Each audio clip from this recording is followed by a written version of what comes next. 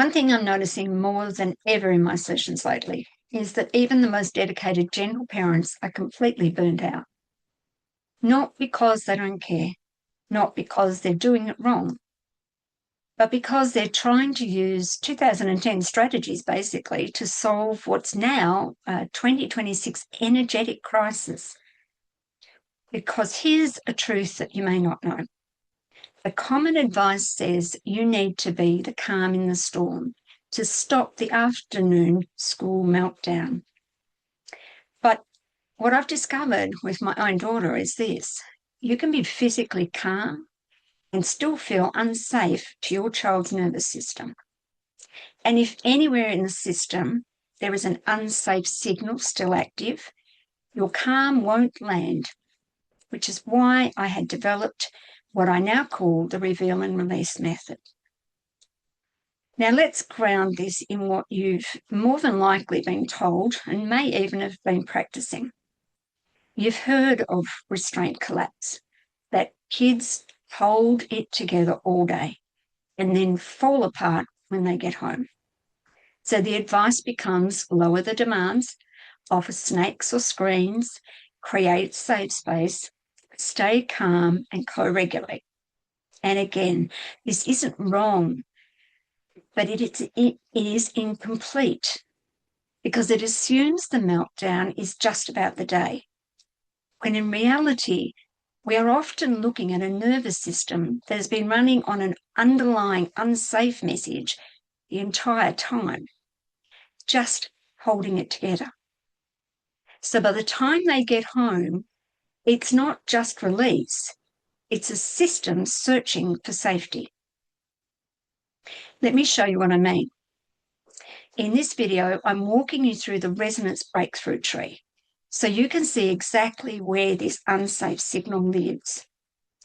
Most strategies focus on the leaves, which is the behaviour and the display of what you see, or the trunk, or a combination of the both. The trunk is the environment, the sensory needs. The real drive is here in the roots, and this is the part most people don't have as knowledge. A child living with hypervigilant nervous system is already carrying an internal imprint of unsafe. So their reactions, their meltdowns aren't random. They are coming from that root level message. Now here's where it gets even more important. That unsafe signal can be activated in two ways. It can be triggered by the parent's unconscious unsafe imprint. Sometimes that's a subtle thing that's in the system that gets transmitted. Or it can already be active within the child's own roots, and it gets held in place while they are just getting by at school. Because for many of these children, school itself is being an experience of unsafe, even if they appear fine. So when they get home, their system is no longer holding it together. It's seeking safety. And sometimes that looks like connection, but sometimes it looks like pushing, resistance, escalating, because they are trying to find from you, have you got me now? So this is where we need a different approach, because we're not trying to stop behaviour. We're trying to resolve the unsafe signal at the root. This is what the reveal and release method does. And this is the key distinction I want you really to hear. The release doesn't have to come from a specific person. Sometimes the shift happens because the parent clears their own imprint. Other times, the child's system releases what it has been holding. But the goal is not to figure out whose it is. The goal is reveal the invisible, unsafe static. Release it from the system. Because as long as the signal is active, anywhere, the nervous system will stay in protection. This is also where people get stuck in what I call masking static, where everything looks calm, but beneath The system is still transmitting tension, urgency, or uncertainty, and children feel that instantly. So instead of managing the meltdown, we clear the signal creating it. This is where it became undeniable for me. There was a moment with my daughter. She was in full meltdown.